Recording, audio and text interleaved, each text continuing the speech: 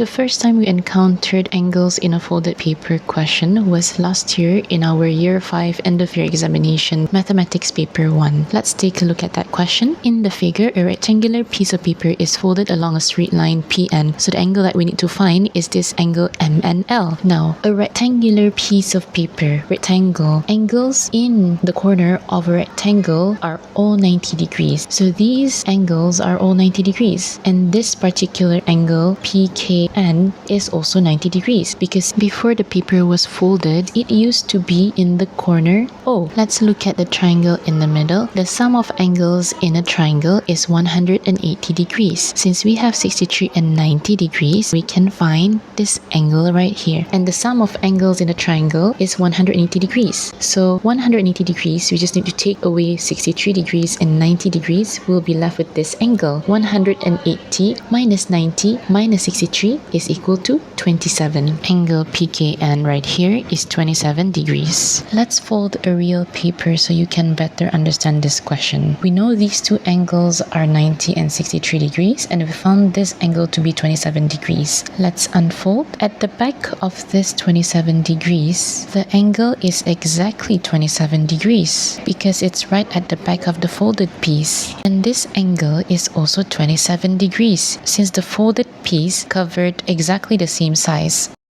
With this information, it is actually enough for us to find the missing angle because the whole thing is 90 degrees, so we just need to take away the 27 and the other 27 degrees. Let's go back to the problem and solve for angle MNL. Step 2, we found this angle to be 27 degrees, and step 3, 90 degrees minus 27 minus 27 is equal to 36 degrees. So angle MNL is equal to 36 degrees.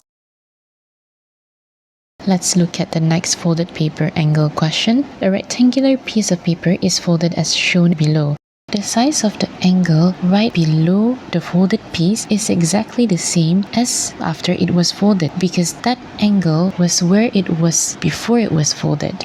So this angle is 32 degrees, while the other angle is 25 degrees. Now, since this is a rectangle, the horizontal line on top is exactly a straight line, and straight line has an angle of 180 degrees. These three angles make up the x that we need to find.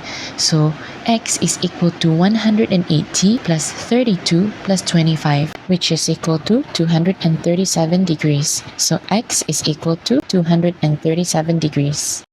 Let's look at the next question. Here we have an isosceles triangle. Since this angle here at point V is equal to 59 degrees, the other side will also be 59 degrees. Now let's look at this little triangle YZX. Since we have 70 degrees and 59 degrees, and we know that sum of angles in a triangle is equal to 180 degrees, we can find angle at point Y. 180 minus 70 minus 59 is equal to 51 degrees.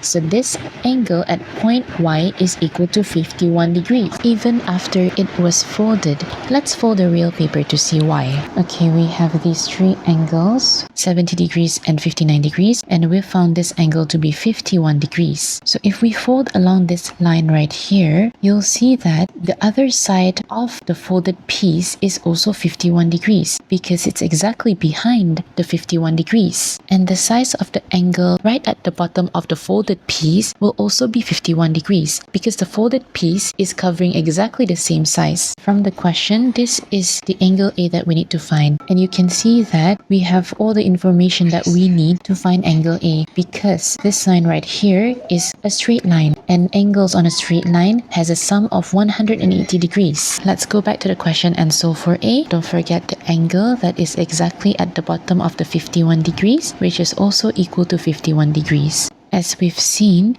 A, 51 degrees and 51 degrees, they all lie on a straight line, and straight line has an angle of 180 degrees. So step 3, A is equal to 180 degrees minus 51, which is equal to 78 degrees. Angle A is equal to 78 degrees.